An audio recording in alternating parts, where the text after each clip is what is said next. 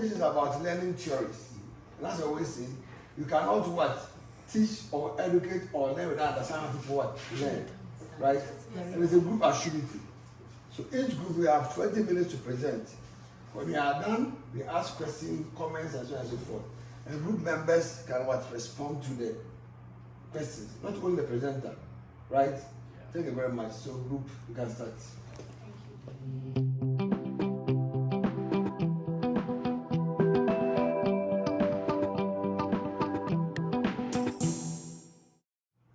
What is conversational theory? Conversational theory asks that teachers be concerned with understanding the different kinds of learning types that exist in the learning environment and adequately plan for them in order to ensure that learning can happen. We always teachers teach in their classrooms, but the fact that teaching has gone on doesn't mean learning has taken place. You can teach well, but there has not been any impactation on them, so far as the learner's understanding is concerned. So conversational theory, is telling the teacher to be concerned about how the children learn. It is only when we know how they learn that we can be sure that after our presentation or our teaching, learning has taken place. This learning theory posits that there are 6 main learning types. So Lorillard says that in her plan to make sure that the teacher would be able to know how children has learned or to know the extent to which children have acquired the knowledge the teacher wants them to acquire, there are 6 steps you have to go through as a teacher. And the first one is acquisition. We will go into them. I'm just mentioning them through my colleague will come and continue. And then the next one is inquiry or investigation. The third one is discussion, practice, production, and collaboration. Frida, wait. Continue.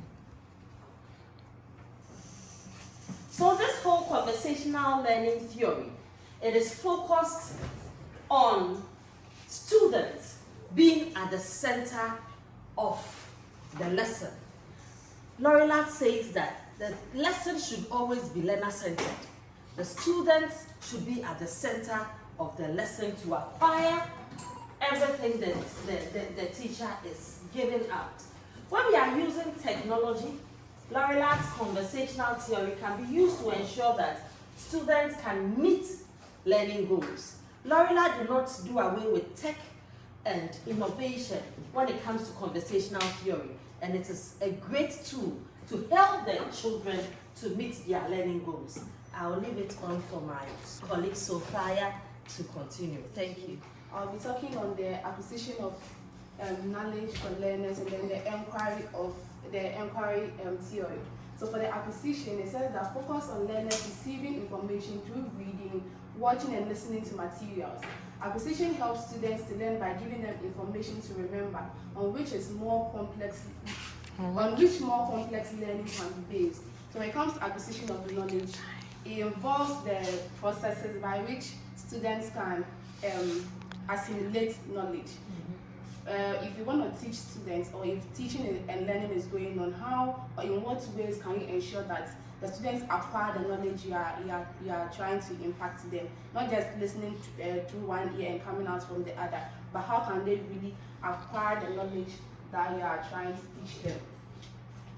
So with the acquisition of knowledge, we are saying that ways by which teachers can help their learners learn or acquire knowledge is that they can provide content through textbook chapters, lectures, handouts, and journals.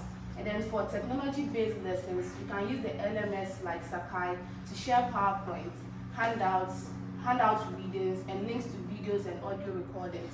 So we can say that we acquire knowledge using this class as an example with our Sakai. We go to Sakai to watch videos, we go to Sakai to download PowerPoint, we go to Sakai to do our assignments and submit them. It's also said that learning takes place through personal experiences. People learn through personal experiences, and people acquire much knowledge through personal experiences. So for the e-portfolio that we have to go through it through our personal experiences. You learn what you are able to do better without forgetting. If you yourself explore the e-portfolio, if you sleep and someone taps you that wake up and then creates an e-portfolio, it's not just what someone has told you to do. Because you've experienced it, you know where to go, where to click, where to edit, and then we learn through the personal experience that we have. So as teachers, we encourage that you don't come to the classroom and come and lecture. That's the traditional method. People don't really acquire knowledge through lecturing. Our attention span is like 30 minutes or something. So when it comes to the class and you lecture without looking for innovative ways to make the students acquire the knowledge that you are teaching them, then you can be rest assured that learning has not taken place. So you make sure that in your teaching and learning, you make sure the students have some form of personal experience with whatever is going on, and then you can ensure that learning has taken place. And also we have inquiry, also known as investigation. So it says that it involves learners seeking out information and making choices about its relevance to their learning. This is usually self-directed study aimed at answering a question of some sort. The students has to engage with the topic to choose where to search, and to choose the students has to engage with the topic to choose where to search and to analyze the information for accuracy and relevance to the question. Sophie, that's it. Slow down. So we are also saying with inquiry that make sure your students are familiar with the online library services where they can get advice on research skills as well as accessing the online catalog. Inquiry may also mean working with the knowledge students already have. This could take the form of brainstorming activities like panelets and sticky notes. So with the inquiry, we can use our presentation as an example. We were given a topic to go and research on, to go and find information on. It's up to us to go to the internet, look for which information is relevant to the presentation they are going to conduct, and then we put together the whole presentation to come and present. Doc has made Madam, I've forgotten her name, Abba, take us through the library resources, the off-campus and everything. So he has provided the basis for which we can go through the presentation. He didn't wait for us to present before telling us that there's an online library source.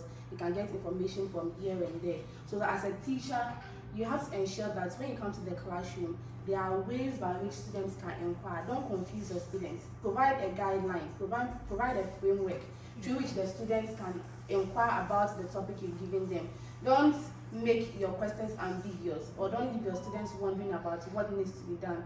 In order for inquiry to take place, or in order for investigations, you have to make sure that you provide your students with the research skills and the necessary platforms for them to engage with the assignments or topic you've given them. So my colleague will continue with the presentation. We have talked about acquisition and inquiry. There are 4 more aspects of learning types we can explore. Sometimes we can go for these ones that might seem like they are higher level, but even when we come to our day-to-day, WhatsApp is one of it. We can use, there's so many ways that we can engage in discussion of material as educators and learners alike. Then practice. This one is a big one that we've done throughout the course. And practice is an opportunity for students to improve their skills through a cycle of trying out what they have learned, receiving feedback, revising their approach, and try again. We just did part of practice this morning in this class. So last week, we went through the e-portfolio. This morning, when Dr. Alaji came, he asked us, how was the process like? Do we have any questions? Did we face any challenges? Then he began to teach us more things to improve our practice. So in that sense, we have, in this, even the teenage pregnancy, the multimedia PowerPoint presentation, that was an example. We did it in class, we went and practiced, now we've uploaded our work so that we can see what we've actually done. So in this way, practice is an opportunity for students to improve their skills.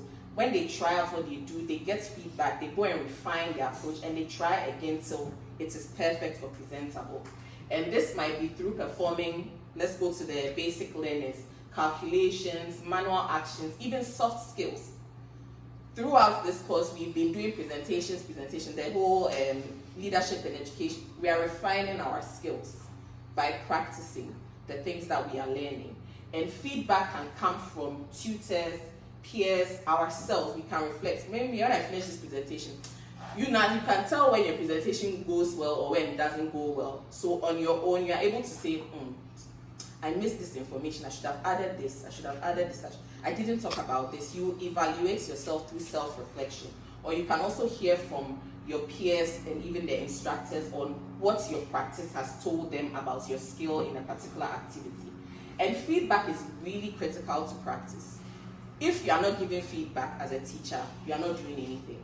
Because students can practice, but you don't give them feedback for them to know what they are doing well or what they are not doing well, then they can't improve on what they have done. So it is important that whilst we are giving students an opportunity to practice, we are also giving feedback to whatever it is that they do so that they can make meaningful changes to it. Practice really helps us to analyze the problem and apply knowledge. So we can do role play through collaborating webinars. For us, before this presentation, we did a run through with ourselves to go through how this all would connect the dots. So in that way, we were practicing before we even came to stand here in front of all of you. And we used Zoom as the tool to do that. We can practice communication, negotiation. It wasn't easy when we were putting these things together because we were talking about how we should order the presentation. Frida will bring her ideas, then we'll say, oh, no, so it was an interaction in the practice, and then we used our feedback to organize how we want the presentation to look like. So we can use other learning management systems. There's another one called Blackboard. In addition, it's like Sakai.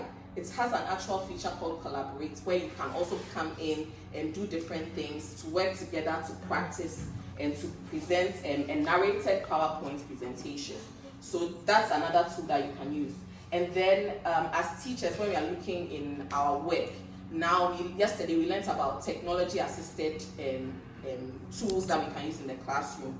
Nowadays, when COVID hit, students were working online. Now the Ministry of Education has the one learning, what's it called? The one that we are supposed to be using, the learning management system. I forget the name. Edmodo. Yes, that one. So there's a lot of things that we are going to be doing. So how can we leverage those to give feedback? We saw that on Sakai, Prof showed us this morning how he can check the analytics of all of those things. He can grade our courses on Sakai. He can add comments. Even in Blackboard, there's a place where when you open papers that are submitted, you can give line by line comments on students' work, where they need to improve things. I was a teaching assistant and I used Blackboard. So you go line by line and then you can give feedback so that you know that, okay, it's not just giving 10 over 10. It's saying this is a point well argued. This place you could have added this thing. So giving feedback is really critical to ensuring that students are able to practice and refine what they do to make it better. During the practice and then the discussion, you need to produce. So what are we producing? So students apply their knowledge to create a tangible outcome for evaluation. So after going through the whole process, you need to work your hands. You have to do something to show that you have also been able to understand the lesson. So that is what the production is about. And then this may be a presentation, a performance, a design, a plan, or other artifacts. The process of production helps to embed knowledge by giving its context and making the students consider the information from different angles. And then production helps students learn by giving them the chance to create something through applying the knowledge they have gained. So basically, that's all what production is about. It's about coming up with something which from all that you have learned. So please go to the next slide. Frida. So what are some of the examples of products we have submitted to demonstrate our learning in this course? So we when we did the PowerPoint, I already taught us the PowerPoint presentations, how to go about it. He gave us an assignment to go and practice. And so we came up with something of our own. Each people worked on others worked on drug abuse. I did malnutrition, and then so on and so forth. So that is production. And then we also learned how to embed the videos and audios. And then from that time on, all the other presentations we had in class, it has been wonderful. We see that we all put videos, but before then it wasn't like that. But after we learned that all our productions in our classroom has been perfect. So that is what the production is about.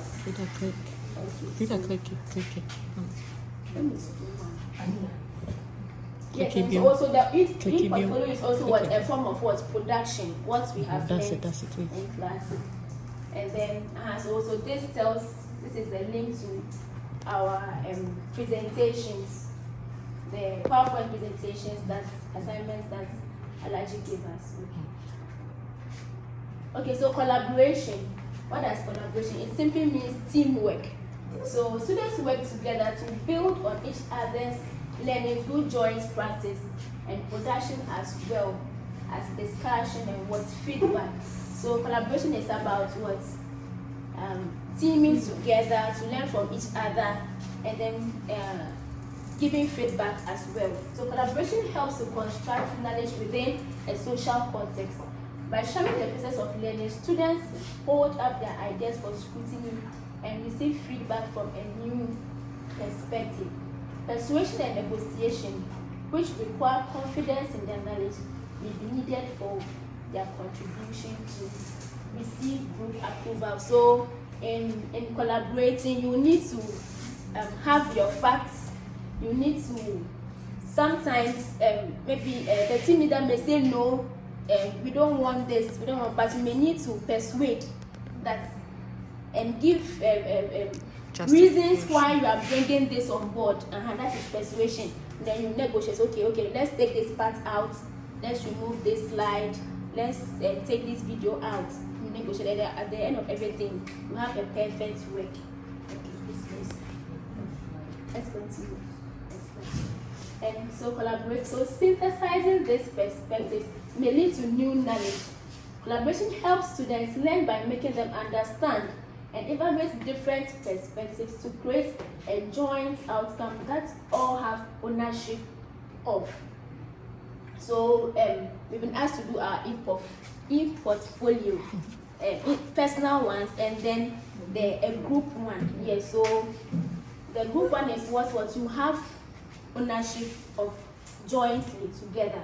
Then Teams and Google Drive suit powerful collaboration platform where students can create their own teams and channels, share files, have online meetings, text chats, work on documents together. So there are digital platforms where you can collaborate. We have the Google Teams, we have the Google Drive, and then many others. At the center, okay, and then concepts that the learner may acquire from the acquisition, the inquiry, and then the production. It goes through two people influences that. That's the teacher concept and then the peer concept.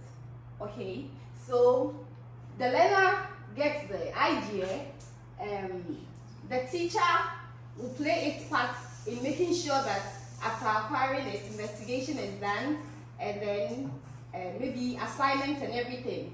And then during discussions, the peer also plays their role. We discuss with our colleagues to get more understanding into the topic or the concept. Then we do collaborations with our peers and practice to ensure that we get concrete information on the concepts. So it's like a cycle. So this is the diagram to show how the conversational theory works. The student is at the center, the peers play a role, and then the teacher. The environment is also important. So it's important that all these things must happen in a good environment. So the environment must be created. So the teacher must ensure that the environment is created where the learning process can take place. So we came up with some recommendations that we believed if we use the conversational theory, it helps. So teaching and learning must always benefit the learner at the long run. So the conversational theory has the learner at the center. So as a teacher, your focus should be to ensure that the learner learns at the end of the day. And then the fact that teaching has been done doesn't just mean that learning has taken place. So you can teach, but if you don't go through some process to ensure that learning has taken place, you may finish teaching and students will just not understand whatever you've taught.